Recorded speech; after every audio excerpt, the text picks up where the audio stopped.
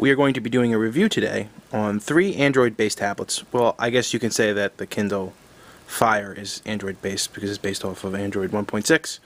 But either way, 3 non-Macintosh, non-Apple tablets. One will be the Nexus 7, Google's Nexus 7. The third is the Toshiba Thrive. It's a somewhat older tablet, but it is one that I had for quite a while. So I'm familiar with 3 of them. These are 3 tablets that I actually own. We're going to do a profile shot of all 3 of these. The first is the Kindle Fire, and as you can see, it is a fairly small tablet. 7 inches, just like the Nexus 7. A little bit thicker than the Nexus 7. We'll get to that in a second. But I did want to do a comparison shot because I'm going to put the protective cases on because they have little tripods in each of them, so I can stand them up and demonstrate them a little bit better. So I wanted you to see them without the cases and their profiles. Here's the Nexus 7. As you can see, it's considerably thinner. It is lighter. It's easier to hold in the hand. And we'll get to that in a second. This is the Toshiba Thrive. As you can see, obviously this is a 10-inch tablet, so it's a little bit bigger, and you can see a picture of my son on there. And like I said, we'll get into all of the nooks and crannies. But for being such a large tablet, it's not that difficult to hold, and it's a fairly decent size. Actually, I usually use it in portrait mode. So, but we'll get to this in a second. The first device we're going to review is the Kindle Fire. You know, a lot of people give the Fire grief because, you know, it's running a splinter version of the Android operating system. But for what it is, it's fairly responsive. It works well. Obviously, there's a lot of applications that you can get on the Android store that you can't get on the Kindle Fire, but you can find alternatives that work just as well. So you can see there's Facebook. Click on that. This is my wife's. It's set up for my wife right now, so we don't want to be setting up all of our personal business.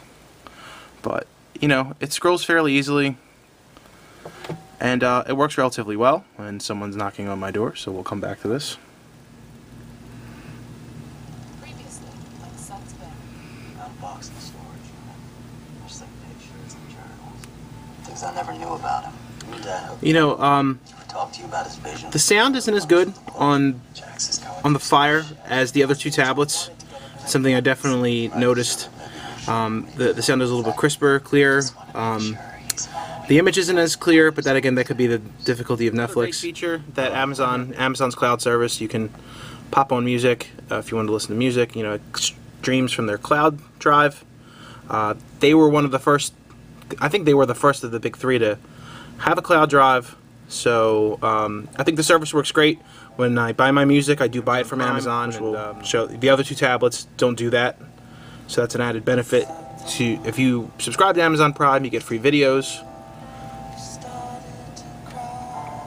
You see the audio still plays. See if we can find the Amazon app.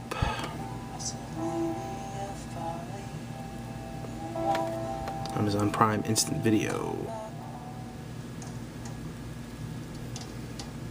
I can tell you from immediately that the video quality on Amazon Prime, the Amazon Prime Video, is considerably better than the Netflix application. So it's got something going for it. And again, I'm a big proponent of the Amazon services, and I think they work great. And if you're, let's see, it automatically snaps back.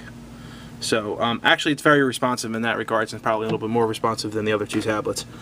So all in all, I really think this is a great device, especially, you know, for the money. You spend $200, you have access to a lot of Amazon products. For $200, I think it's a really nice product. If you are someone who purchases most of your media on Amazon, you can't go wrong with it. But we'll discuss the similarities. Next, we're going to do the Toshiba Thrive. I have been using this tablet predominantly for the last couple of months, probably for the last 6 months, and overall I'm very happy with this tablet. I think it works really well. It has a really nice screen. It's very responsive. We'll go on Netflix on this one as well. The sound is considerably louder. It's better, and like I said, the picture quality is actually considerably better than on the Kindle Fire. Another nice thing that this device has is it has a straight up HDMI port. So as you can see, there's a breakout panel that gives you a straight on USB port, a full HDMI, and a USB, a mini USB. This is one of the devices that I view as, yeah, this can be a legitimate laptop replacement. In fact, I really don't use my laptop that much anymore because I have this. You still have to use the original browser probably that you've seen on some of the other devices. But that being said, it still works fine. It's responsive. We'll type in test if I can actually type. The keyboard in landscape mode is fine for my fat fingers. Say hi. You know, you can go to speed test or test central. The native browser runs Flash just fine, which is great. Also, Dolphin browser will run Flash as well. Firefox does not run Flash on Android, in case you're interested. But you know, you could say Flash.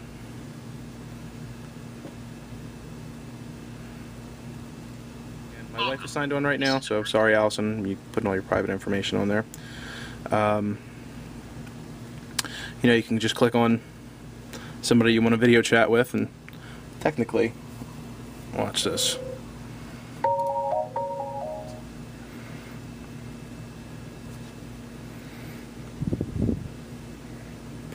Overall, really nice device. I have no issues with it. People say that it's a little bulky. I really don't think that, all things considered, considering the added benefits of it, it's not that bulky. It works just fine. And the added ports, whatever added the additional bulkiness, pale in comparison to the advantages that you have. Another great thing about this device, you can change the battery. You can take it out if the battery goes bad. You don't have to send it in for service work. So, again, outside of some of the issues I had with Toshiba for this quote-unquote refurbished device, great device. Last but not least, we have the Nexus 7. This is a new tablet. I just got it last week. And I am incredibly impressed with what Google put together on this one. This is made by Asus, and it is running the Jelly Bean operating system, or the Jelly Bean version of Android.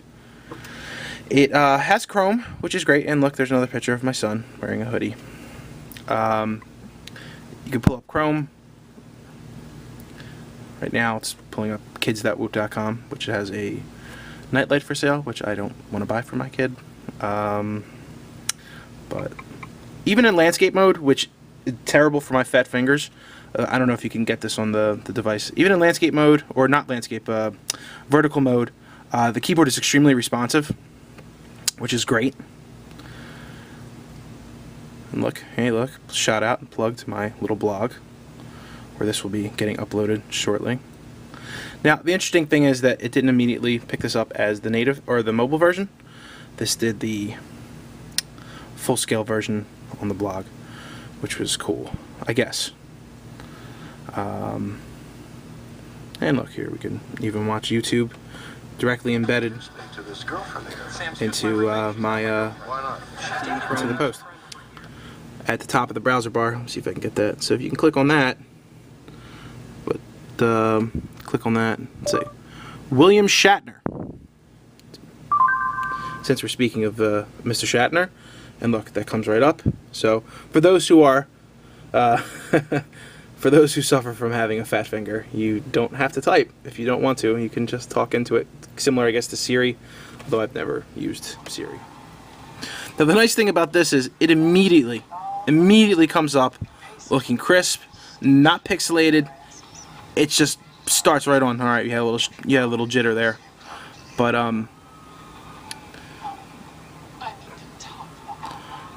this is a quad-core processor.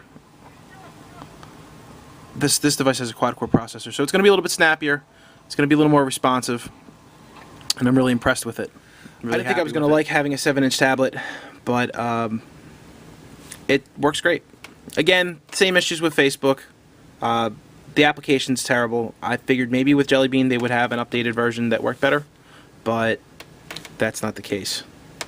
Although, if you can see, it doesn't truncate it in this version, so you actually get the full view. So I guess it is better. But to be honest with you, I'm still not happy with the way the application works, especially in comparison to G+.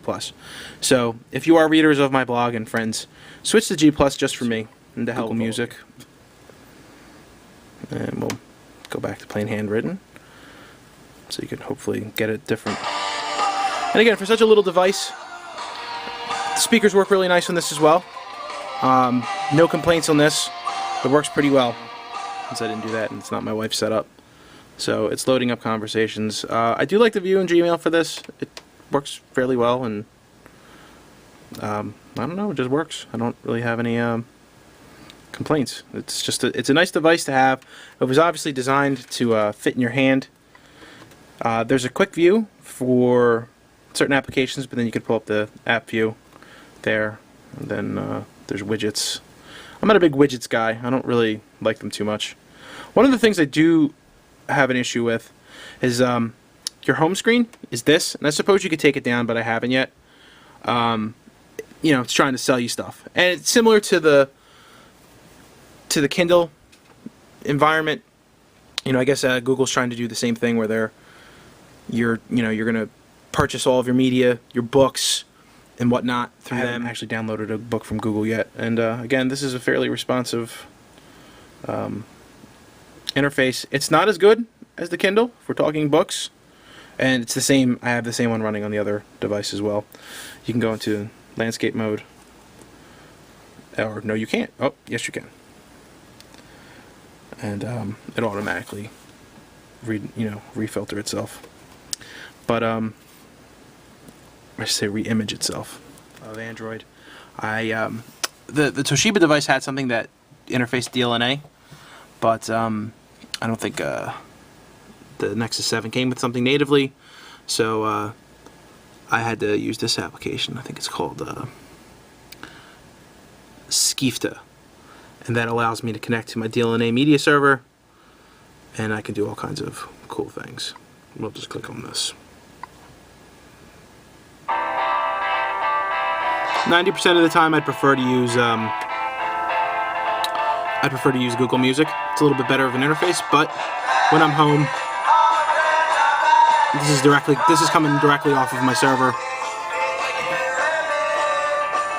Point out is that the Nexus 7 does not have a camera on the back.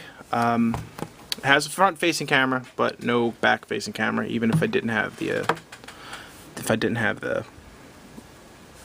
case on. But this one does have, I think, a 5 megapixel camera on the back and a 1.3 megapixel camera on the front. This has a megapixel camera on the front, so if I want to do video conferencing, which I won't do that disastrous experiment again. And the Amazon Fire does not have a camera to do video conferencing whatsoever. The Nexus 7 and the Amazon Fire are both $200, or the 8 gigabyte version of the Nexus 7 is $200. So the device has a lot more firepower than the Amazon Fire. There's no question about that. So if you're going to spend $200 on something, you're probably better off spending the $200 on the Nexus 7. It does everything that my larger tablet does, except it doesn't have an HDMI port. It doesn't have expansion base, so I actually ponied up the money for the 16 gigabyte version. But for portability, this thing is great. It's responsive, it's snappy, it works well. The applications are natively designed for the limited screen real estate, and it's a really nice product for the money.